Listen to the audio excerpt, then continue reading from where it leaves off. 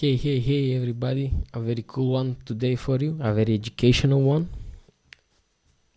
Let's say this is in my experience only, but it applies to a lot of stuff. So you're seeing your dear one suffering from something, and you know how to fix it and tell them how to do it, and they do not do it. I got you, lots of it. Quick story. My brother has his ankle hurt. I can't train this, blah blah blah. He feels down, this and there.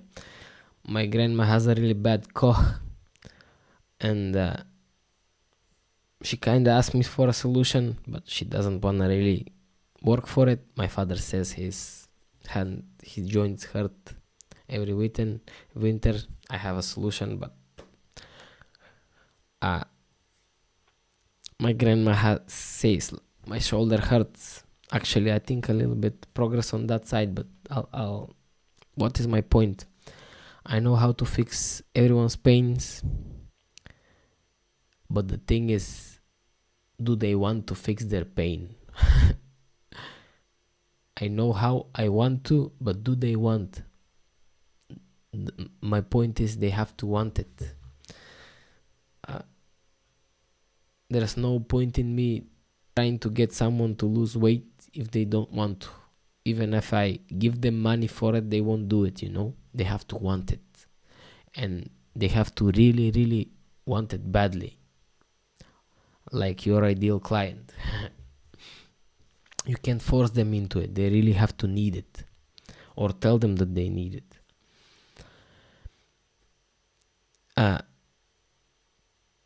Two, how do they have to want it? Like, this a little bit off, but let's say in the yogic culture, whenever you try to fix something, you always first purge the body with anti-inflammatory substances, chili stuff, spicy stuff, which burns, onion as well. Anyhow, the first thing is you purge the body, and all the aches go away with a little bit of practice here and there, some movements.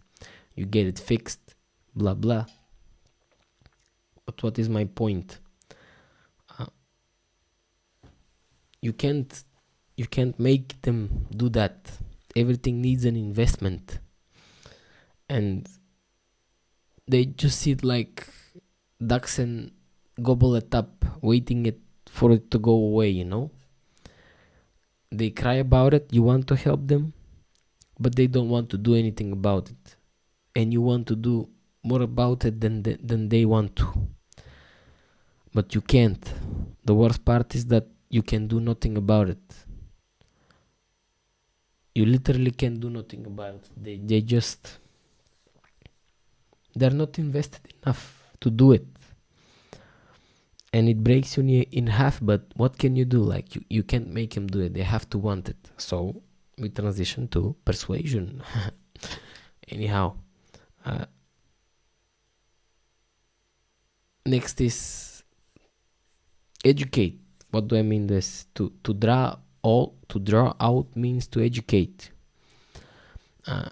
If you want to educate a client because he's not always right, welcome to the new world. You have to walk him from where is he to where he really needs to be. You have to talk to him in a language where he is and where he could understand you, so you can walk him over to the other side and tell him how it really is. There's a really cool story about this from Alex Hormozy. And the thing is, there's this kid, and his father gives him let's say, a chore. You have to take care of this dog. This dog has to be best all the times. And kid's like, okay, like, I don't want to disappoint my father. Okay. Father goes to work. The dog gets some, I don't know what he called it, some bug, I don't know. And the kid is like, oh no, what do I do now? He goes to the grandma. Grandma says, give the dog garlic. The kid goes and gives the dog garlic. but the dog doesn't want to eat it. He smells it, he pulls away, and the kid goes back to the grandma, this dog doesn't want to eat it. What do we do now? And he's like, oh, you little kid, did you give the garlic without a piece of ham? And the kid is like, what, a piece of ham? And the grandma says, you little devil, you need to wrap the garlic in a piece of ham. So the kid goes and gives it. The dog eats it. The bugs goes away because of the strong scent of the garlic. The dog is saved. Kid is happy, all in all. What's the point of the story? You have to meet them where they are and walk them through to the place they need to be. Very cool story. This applies very much to business as in all things in life.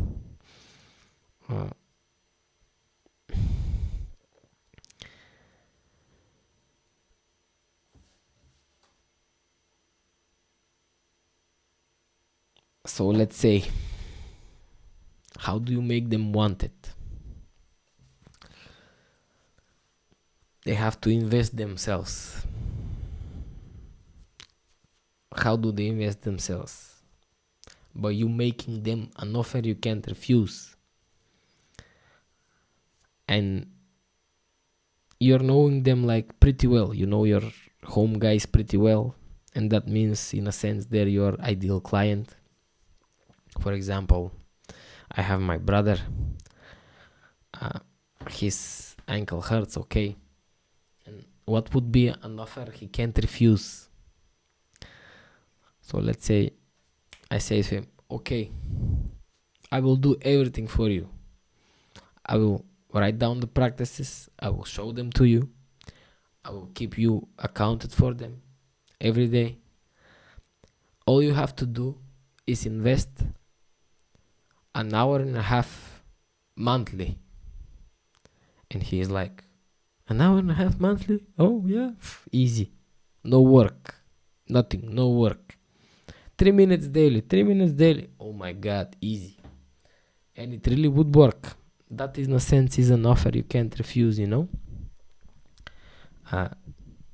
3 minutes a day for shoulder fixed. Value to work needed to be done. Goodwill. The price, which is his time as an investment. That's the price of my offer. And the thing that he gets is this value. So let's say this is the maximum value he can get his ankle fixed, okay? This is the best he can get because he wants to go and fight. He wants to win the world, okay? This is the best he can get. And my price, let's say, pay me 1,000 euros. So for me to fix your this would be the doctor. This is the price, this is the value he gets. But if I say, you just do 3 minutes daily, the price goes way down. And he gets a lot of value, goodwill. But if you go way too down, the investment, the price is a two-edged bi-directional sword. If you go way too down, he wouldn't be that invested. And he would throw all this value away just because he hasn't invested himself. Okay? So there's really a sweet spot of price. Price meaning his investment in time, you know? And money or whatever is an investment for the guy or the... So if he pays just enough about right, and the value he gets is way above the thing, which in general you can price high as long as your value goes higher, it's really cool. Anyhow, the lesson is that today, because yeah, first lesson is you can make him do it. You can try and make him an offer they can't refuse. You can try. you know your guys, but you also have to keep on mind the investment part. Maybe you'll make him an offer they can't refuse, but you have to somehow invest them in the offer they can't refuse, you know. Another thing is, I tried this with my grandfather. Yesterday he did the practices. I didn't call him. I should call him and ask if he did the practices. And the cool thing was, before he said, like, it's his casual talk, oh, my shoulder hurts. And I turned to him and I said, this is my chance. And I say, how bad do you want your shoulder not to hurt? And he laughs at me and looks at me weird, like, I wanted, like, I don't know what you're even asking. Like, and I go again, like, how bad do you want to get your shoulder fixed so you can work? I touch on his pain point, you know. He wants to work, he can't work because of bad shoulder, you know. And he says, I want to work. And I say, how much of your time are you willing to invest in yourself? And okay, I say, if you listen to me out, I only need 3 minutes daily of your time, an hour and a half monthly. And he seems like, okay, show me the practices. Okay, we start this. He got his phone call, he goes out. And at this point, I thought he's done. He's never gonna come back and ask again.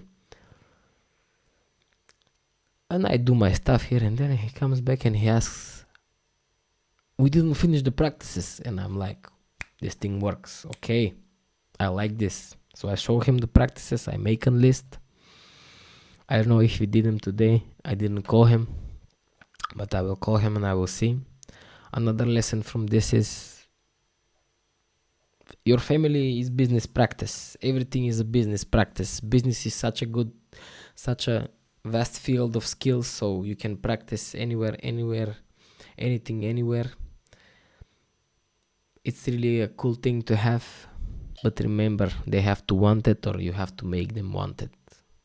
You have to walk them from where they are to where they want to be, and their investment has to be just enough so they keep doing it, but not too much so they don't do it. Thank you.